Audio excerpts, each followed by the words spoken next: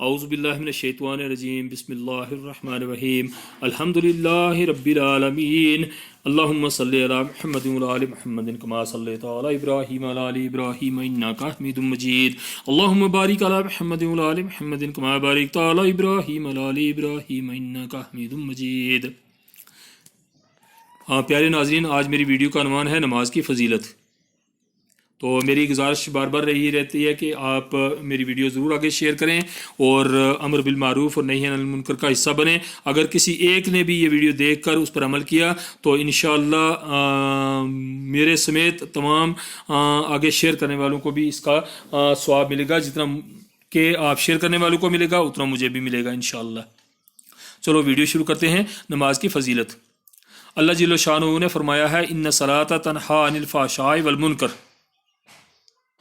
سورہ عنکبوت آیت نمبر 45۔ ترجمہ ہے بے شک نماز بے حیائی اور برے کاموں سے روکتی ہے۔ جس کی نماز اسے بے حیائی اور برے کاموں سے نہیں روک رہی، یقیناً اس کی نماز میں کوتاہیاں ہیں، یا اس کی نماز کا طریقہ سنت کے خلاف ہے، یا وہ نماز یا باجماعت نماز چھوڑنے والا منافق ہے۔ اللہ تعالیٰ آگے فرماتے ہیں قد افلح من تزکا وذکر اسم ربہ فصلی۔ ترجمہ ہے یقیناً وہ فلاح پا گیا جس نے پاکیزگی اختیار کی اور اپنے رب کے نام کا ذکر کیا پھر نماز پڑھی، سورہ اعلی آیت نمبر 15۔ مزید اللہ تبارک تعالیٰ ارشاد فرماتا ہے قد افلح المؤمنون الذین هم فی صلاتهم خاشعون۔ ترجمہ ہے بے شک ایمان والے فلاح پائیں گے اور جو اپنی نمازوں میں عاجزی اور خشوع کرتے ہیں، سورہ مومنون آیت نمبر 2۔ خشوع سے مراد دل میں اللہ کا خوف اور عاجزی پیدا کرنا، نہایت اہتمام، سکون اور پورے دل و دماغ سے نماز ادا کرنا۔ جو عورتیں مرغی کی طرح اور جو مرد مرغے کی طرح ٹھونگے مار کر جلدی میں نماز پڑھیں، ان کی نماز ان کے لیے بد دعا کرتی ہے اور منہ پر مار دی جاتی ہے۔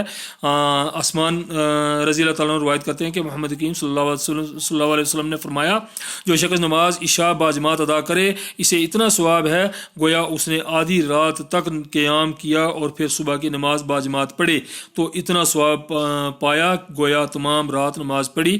رواہ مسلم کتاب المساجد حدیث نمبر 6056۔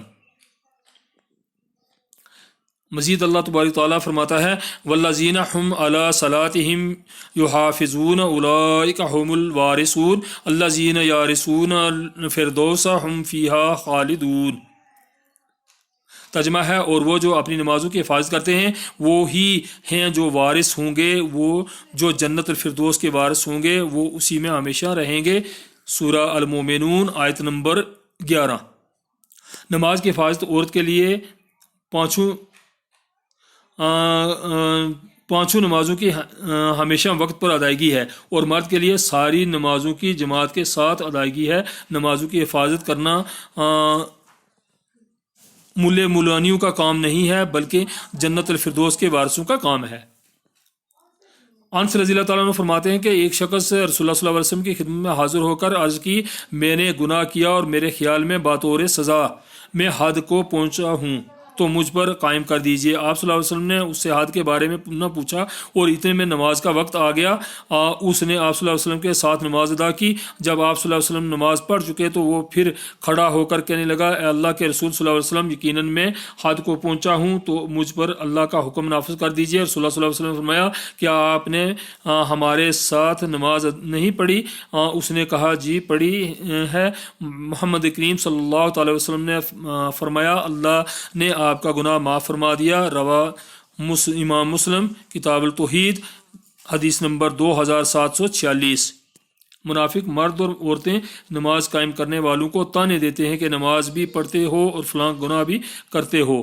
ان بے وقوفوں کو کیا خبر کہ اللہ تعالیٰ نماز کی برکت سے ایک نماز سے دوسری نماز تک کے تمام صغائر گناہ معاف فرما دیتے ہیں۔ شرط یہ ہے کہ نماز سنت کے مطابق ہو۔ تو نبی پاک صلی اللہ علیہ وسلم کی اگر مہر نہیں ہے تو کوئی کام ہمارا قابل قبول نہیں ہوگا، اللہ تبارک تعالیٰ میں کوئی قبول نہیں ہوگا۔ اس لیے نبی کریم صلی اللہ علیہ وسلم کی مہر کا خیال رکھیں۔ ابو ذر رضی اللہ تعالیٰ عنہ روایت کرتے ہیں رسول اللہ صلی اللہ علیہ وسلم سردی کے موسم میں نکلے، پتجھڑ کا موسم تھا، آپ صلی اللہ علیہ وسلم نے ایک درخت کی 2 شاخیں پکڑ کر انہیں ہلایا تو پتے جڑنے لگے۔ رسول اللہ صلی اللہ علیہ وسلم نے فرمایا اے ابو ذر، میں نے کہا اے اللہ کے رسول صلی اللہ علیہ وسلم حاضر ہوں۔ محمد حکیم صلی اللہ علیہ وسلم نے فرمایا مسلمان جب نماز پڑھتا ہے تو اس کے ساتھ اللہ کی رضا چاہتا ہے تو اس کے گناہ اس طرح گرتے ہیں جس طرح اس درخت کے پتے جڑ رہے ہیں۔ روا امام احمد۔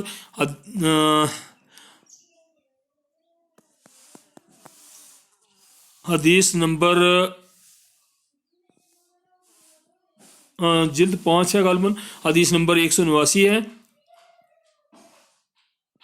اور ہمارا بن رویبہ رضی اللہ تعالیٰ سے روایت ہے کہ محمد کریم صلی اللہ علیہ وسلم نے فرمایا جو سورج کے طلوع اور غروب ہونے سے پہلے یعنی فجر اور عصر کی نماز پڑھے گا وہ ہرگز آگ میں داخل نہیں ہوگا۔ روا امام مسلم کتاب المساجد باب فضل صلاۃ العشاء حدیث نمبر 6034۔ ابو ہریرہ رضی اللہ تعالیٰ عنہ سے روایت ہے کہ محمد کریم صلی اللہ علیہ وسلم نے فرمایا اگر لوگ اذان دینے اور پہلی صف میں نماز پڑھنے کا ثواب جانتے تو اس کے لیے کرہ ڈالتے، اگر انہیں ظہر کی نماز کے لیے جلدی مسجد میں جانے کا ثواب معلوم ہوتا تو گھسیٹتے ہوئے مسجد آتے۔ روا امام مسلم کتاب المساجد 6627۔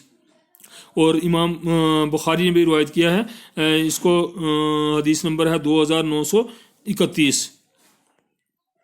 باب ہے اس کا الدعاء علی المشرکین۔ محمد کریم صلی اللہ علیہ وسلم نے ارشاد فرمایا ہے قیامت کے دن جب اللہ تعالیٰ بعض دوزخیوں پر رحم کا ارادہ فرمائیں گے تو فرشتوں کو حکم دیں گے کہ وہ دوزخ سے ایسے لوگوں کو باہر نکال لیں جو اللہ کے ساتھ کسی کو شریک نہیں کرتے تھے۔ فرشتے انہیں سجدوں کے نشان سے پہچان کر دوزخ سے نکالیں گے۔ سجدے کی جگہ پر اللہ نے دوزخ کی آگ کو حرام فرما دیا ہے، وہاں آگ کا کوئی اثر نہ ہوگا۔ روا امام بخاری کتاب الاذان باب فضل السجود حدیث نمبر 806۔ اسی کے ساتھ یہ ویڈیو یہاں ختم کرتے ہیں انشاءاللہ، اور تمام ناظرین کے لیے دعائے خیر کرتا ہوں۔ اللہ تبارک تعالیٰ تمام ناظرین کے لیے جنت الفردوس میں اعلیٰ مقام عطا فرمائے۔ جزاک اللہ خیرہ۔